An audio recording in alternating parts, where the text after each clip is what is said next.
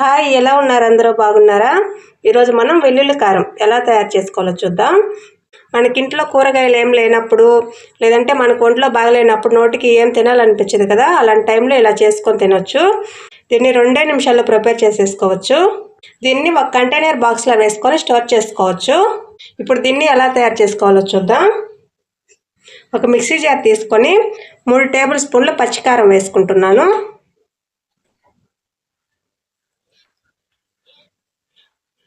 ఈ సైజు వెల్లుల్లిపాయి ఒకటి తీసుకున్నాను, అది వేసుకుంటున్నాను.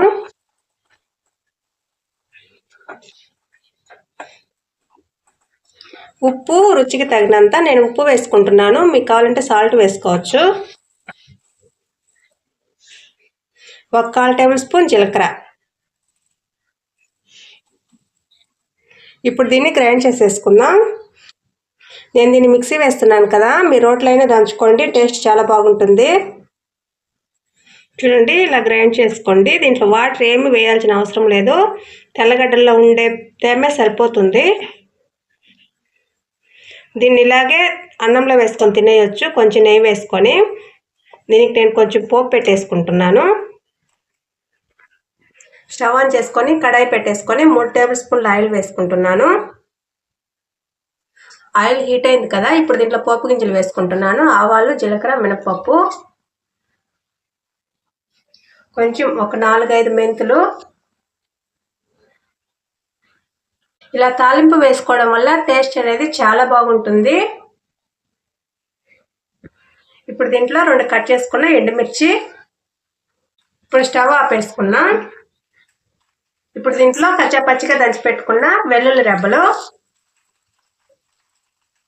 ఆయిల్ హీట్గా ఉంది కదా, ఆ హీట్కే వేగిపోతాయి. ఇప్పుడు కొంచెం కరివేపాకు. ఇప్పుడు దీంట్లో గ్రైండ్ చేసి పెట్టుకున్నాం కదా వెల్లుల్లి కారం, అది వేసి కలిపేసుకున్నా.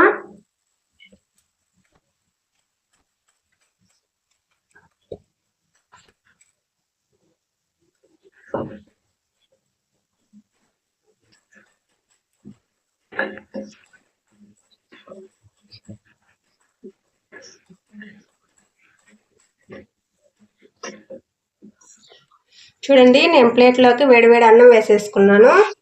దీంట్లో వెల్లుల్లి కారం వేసుకొని తింటే చాలా బాగుంటుంది. దీంట్లో నెయ్యి కూడా అవసరం లేదండి, ఎందుకంటే మనం తాలింపు పెట్టేసుకున్నాం కదా. మనం ఎప్పుడు సాంబారు, పులుసులు, తాలింపులు ఇవే చేసుకొని తింటుంటాం కదా, ఒకసారి ఇలా కూడా ట్రై చేయండి. చూడండి, చూస్తే నోరు ఊరిపోతుంది కదా. ఇది రైస్లోకే కాదండి, ఇడ్లీ, దోశలో కూడా చాలా బాగుంటుంది. మీరు ఖచ్చితంగా ట్రై చేయండి. ట్రై చేసి టేస్ట్ అనేది ఎలా ఉందో మా కామెంట్ బాక్స్లో తెలియజేయండి. ఇలాంటి మరిన్ని వీడియోల కోసం మా ఛానల్ని సబ్స్క్రైబ్ చేసుకోండి. Thank you.